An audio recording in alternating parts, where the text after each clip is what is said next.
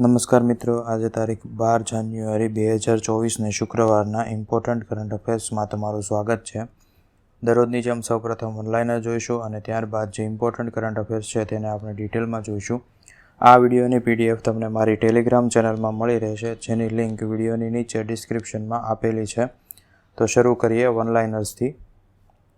મારા પપ્પા super hero Gujarati ફિલ્મને San Diego International Kids Film ફેસ્ટિવલમાં 2 એવોર્ડ મળ્યા છે. Supreme Court Legal Service Committee SC-LSCના અધ્યક્ષ તરીકે જસ્ટિસ BR ગવઈની નિયુક્તિ કરવામાં આવી છે. સિંગાપોરના ચાંગી એરપોર્ટને વર્ષ 2023 માટે વિશ્વના શ્રેષ્ઠ એરપોર્ટનો તાજ આપવામાં આવ્યો છે.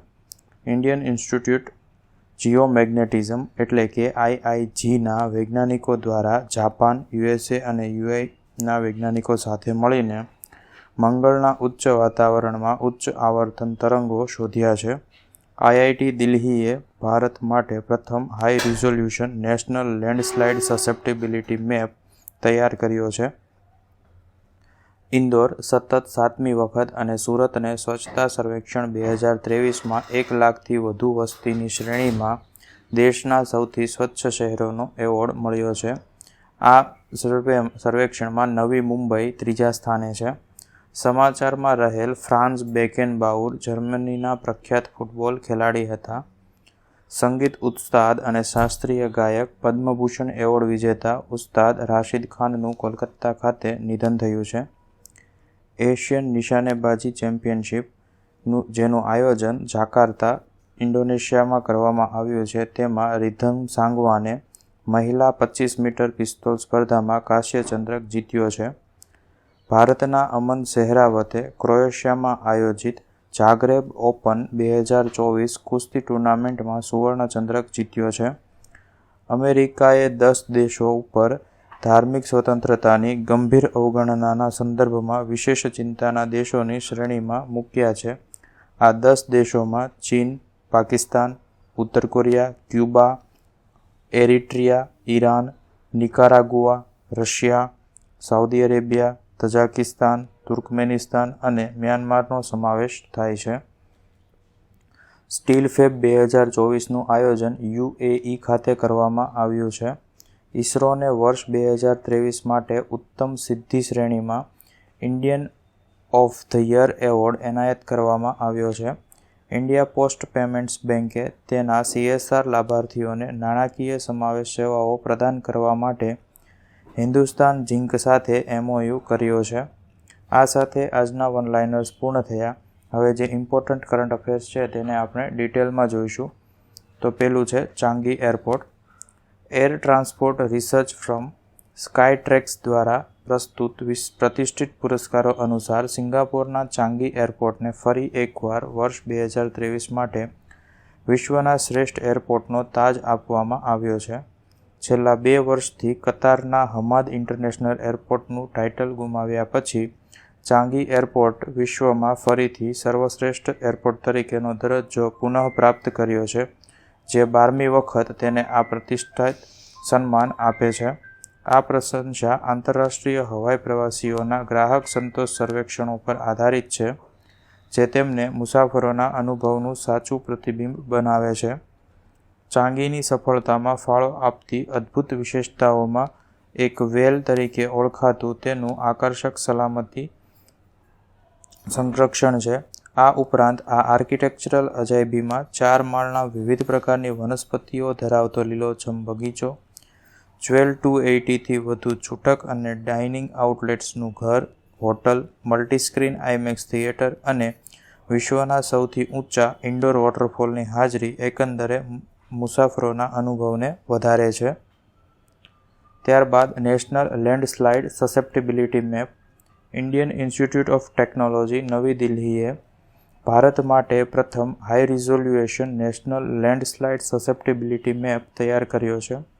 2023ના અંતમાં ઉત્તર પૂર્વ ચોમાસા દરમિયાન મુશળધાર વરસાદના કારણે ભારતના ઘણા રાજ્યોમાં ભારે પૂર અને ભૂસ્ખલન થયું હતું.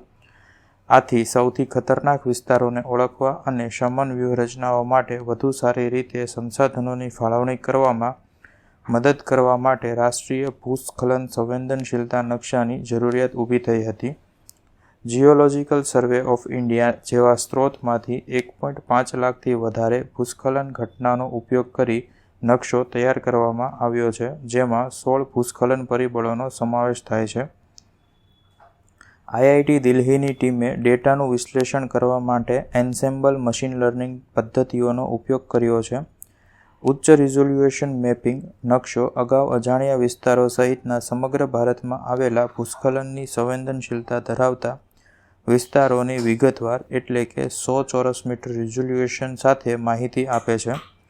નવા જોખમી ક્ષેત્રો નકશામાં આંધ્રપ્રદેશ અને ઓડિશાની ઉત્તર પૂર્વી ઘાટીના ભાગો સહિત નવા ઉચ્ચ જોડાણ જોખમક્ષમવાળા ક્ષેત્રો શોધી કાઢવામાં આવ્યા છે. ત્યારબાદ મારા પપ્પા સુપર હીરો ફિલ્મ વિશે જોઈએ તો સાન ડિએગો ઇન્ટરનેશનલ કિડ્સ ફેસ્ટિવલમાં મારા પપ્પા સુપર હીરો ફિલ્મને 2 એવોર્ડ મળ્યા છે. આ ફિલ્મ રામ મોરી લિખિત અને દર્શન અશ્વિન ત્રિવેદી દિગ્દર્શિત છે, જેમાં અભિનય બેંકર, શ્રદ્ધા ડાંગર અને ભવ્યા શ્રીરોહી મુખ્ય ભૂમિકામાં છે. આ ફિલ્મને બેસ્ટ ફેમિલી ફિલ્મ અને અભિનય બેંકરને બેસ્ટ લીડિંગ એક્ટરનો એવોર્ડ આપવામાં આવ્યો છે. મારા પપ્પા સુપર હીરો ફિલ્મ 19 જાન્યુઆરીએ થિયેટરમાં રિલીઝ થશે. ત્યારબાદ Supreme Court Legal Service Committee justice Bhushan R ગવઈને Supreme Court Legal Service Committee એટલે કે SCLSCના અધ્યક્ષ તરીકે નિયુક્ત કરવામાં આવ્યા છે, જેઓ જસ્ટિસ સંજીવ ખન્નાનું સ્થાન લેશે. SCLSCની સ્થાપના લીગલ સર્વિસ ઓથોરિટી એક્ટ 1987ની કલમ 3A હેઠળ કરવામાં આવી હતી, જે સર્વોચ્ચ અદાલતના અધિકાર ક્ષેત્ર હેઠળ આવતા કેસોમાં સમાજના નબળા વર્ગોને મફત અને સક્ષમ કાનૂની સેવાઓ પૂરી પાડવામાં મહત્વની ભૂમિકા ભજવે છે. ભારતના સુપ્રીમ કોર્ટના મુખ્ય ન્યાયાધીશ આ સમિતિના સચિવની નિમણૂક કરે છે અને આ સમિતિ ચીફ જસ્ટિસ ઓફ ઇન્ડિયા સાથે પરામર્શ કરી નિયત ધોરણો અનુસાર અધિકારીઓ અને અન્ય કર્મચારીઓની નિમણૂક કરે છે. NALSA નિયમો 1995 એ SCLSC માટે જરૂરી સભ્ય સંખ્યા, તેમની લાયકાત અને અનુભવો સંબંધિત સ્પષ્ટીકરણોની રૂપરેખા આપે છે. લીગલ સર્વિસ ઓથોરિટી એક્ટ 1987 અધિનિયમ હેઠળ રાષ્ટ્રીય સ્તરે NALSA, રાજ્ય સ્તરે SLSA અને જિલ્લા સ્તરે DLSA તેમજ કાનૂની સ્તરે તાલુકા સ્તરે કાનૂની સેવા સમિતિની રચના કરવામાં આવે છે. આ સાથે આજનું કરંટ અફેર્સ પૂર્ણ થયું. જો વિડીયો ગમ્યો હોય તો લાઇક કરજો. અન્યને ઉપયોગી થાય તેવું જણાય તો વિડીયો તેમની સાથે શેર કરજો. વિડીયો અંગેના પ્રતિભાવો વિડીયોની નીચે કોમેન્ટ દ્વારા જણાવી શકો છો અને દરરોજ આવી કરંટ અફેર્સને લગતી વિડીયો અપડેટ્સ મેળવવા માટે ચેનલને સબસ્ક્રાઇબ કરજો. Thank you.